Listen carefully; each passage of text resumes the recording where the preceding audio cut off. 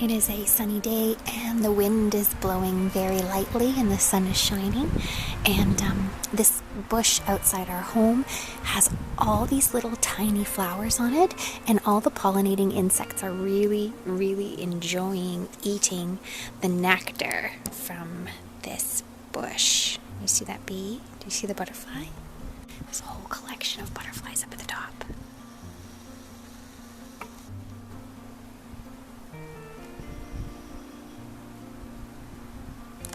They're little tiny blue butterflies.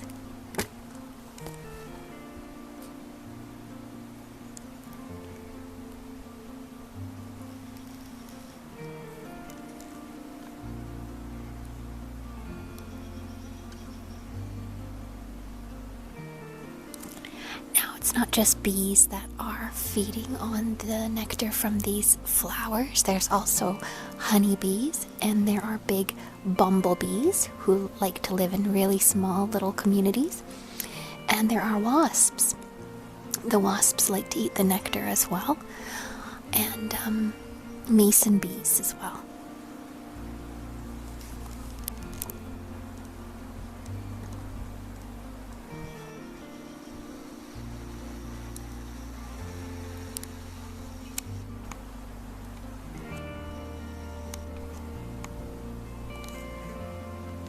So butterflies have a really long, thin tongue.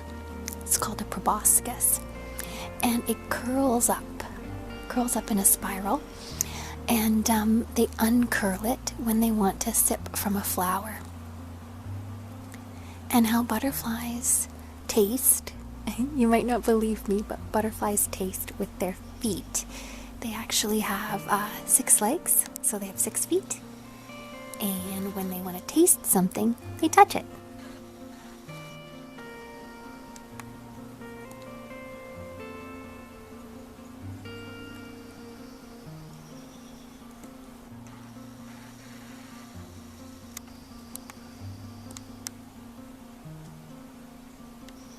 So lots of insects out today on the bushes. In our chat about nature video, we looked at these violets and these succulent plants here as well. And haven't they changed over just a few weeks? The violets have grown, and now we have these really beautiful little flowers called star flowers.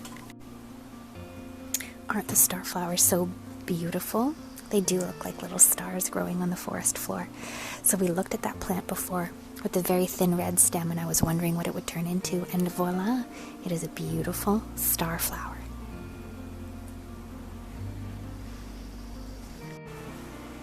I thought maybe that if I came underneath the trees, I'd be able to find some little sticks and some pine cones or needles from my fairy house.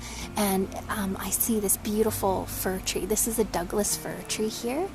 And I want you to notice all this drippy stuff. Do you see that dripping coming down? That's pitch.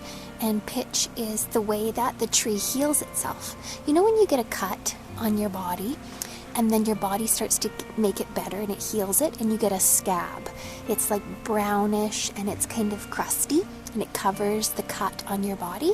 Well, this is sort of a tree's way of making a scab. So if it had an injury, it would have some pitch. And the pitch is very sticky. I don't even want to touch it because it's so sticky. It's very difficult to get off, but it's so beautiful. Now, if the pitch hardened and was, let's say, hanging out around the tree and in the earth for millions of years, then it would turn into a substance called amber. Here I found a nice little pile of sticks and cones and needles, and I just wanted to show you what kind of things are really helpful when you're making a fairy house and what kind of things are maybe not the best. So when you're choosing a stick, you want to pick a stick that's a bit smooth, and you want to pick a stick that you can snap with your hands really easily, like you could break it. That's a good one. That's a really good one. Let's see if I can do that again. Yeah. If I can break it with my hands easily, it means I'd be able to cut it too to fit my fairy house. So I'm going to keep those. This one's a little bit big, but let's see if I can break it easily. No, that one's not too easy. It's a really great stick.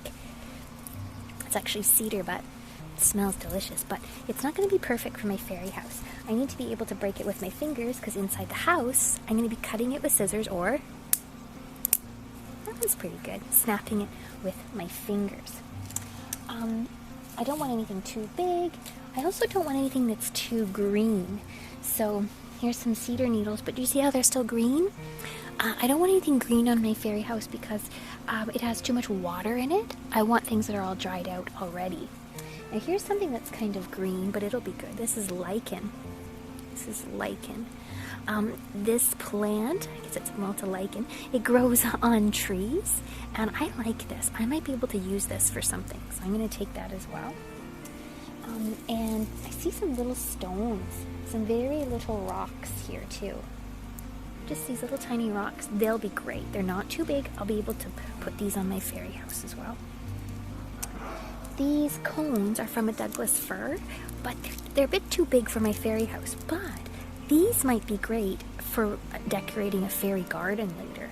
So there's a nice big pile of those here. And so I've got lots of nice sticks. I've got some lichen. And here's a nice crispy dried leaf. I think we could use that in our fairy house too. So that's the kind of stuff you want to collect. I'm going to keep collecting some of these sticks. Some of this interesting lichen. This looks like old man's beard or witch's hair.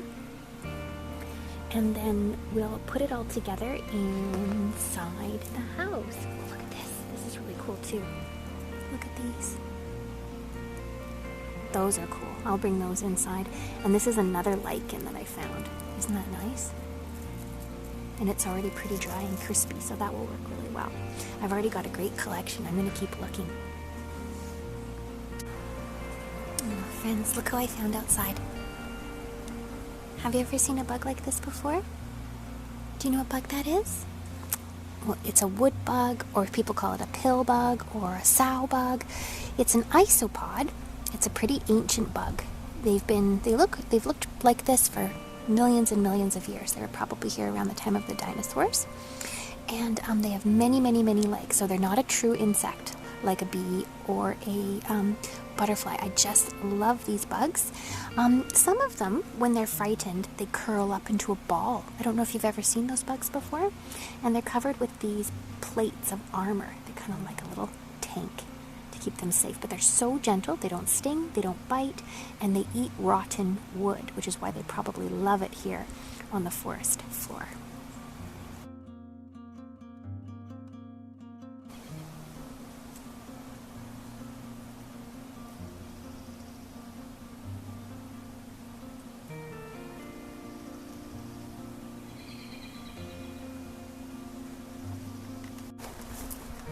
I discovered these little pieces of bark by our wood pile, and I think these little pieces of bark might be useful when making a fairy house. We could use one of these. This little guy looks good too, but look who's living on it. Can you see? There's a teeny tiny baby slug. Now, some people like slugs and people don't care for slugs, but this guy was here before I was here, so I'm going to leave him there to do his job. I think slugs are pretty amazing. Look at, he's like spider slug. They just hang on. They can go any direction they want to. All right, so I got a little piece of bark though. Oh, there's a really cool bug. Hold on, I'm gonna show you this bug I just spied. Do you see that red bug? It's so bright red. I wonder what it is. It might be the cousin of a spider, like a mite. Or it might be a spider itself. So many neat things you discover when you go outside and look closely. The yard seems like it's grown overnight, and there's all kinds of new things every time I come. Do you know what this plant is, friends? Yes, you do. It's a dandelion that has lost its yellow bloom, and it has seeded. So all those little tiny umbrella-looking seeds, they have this little part here which helps them to move in the wind, and then the seed is at the bottom and it's attached to it. Do you know what to do when you find a dandelion one like this? That's right, you make a wish and blow. 1, 2, 3.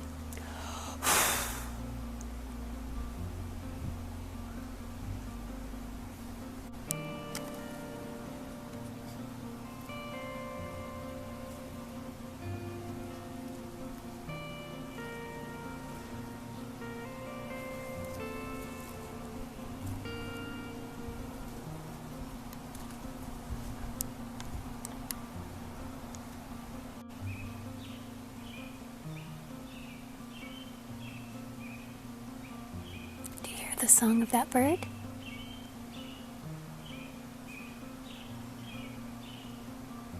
I wonder what it's saying.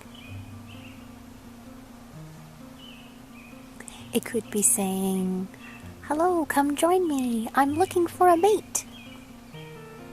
It could be saying, "This is my tree and my nest, and everyone else needs to go somewhere else." What do you think that bird is saying?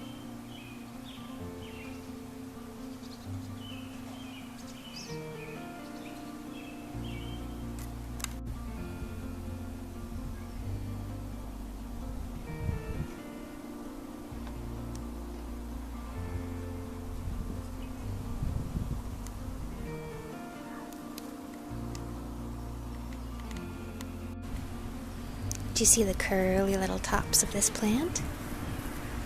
This is a new leaf uncurling from a sword fern. Aren't they so sweet? Look at the little spiral. So perfect on each one. When the new leaf is all curled up tight, it's called a fiddlehead. Isn't that a great word? Oh, I see a fiddlehead down here. Let's look at this one. Do you see this little baby here? Yeah. And it's going to uncurl and become this great big sword fern.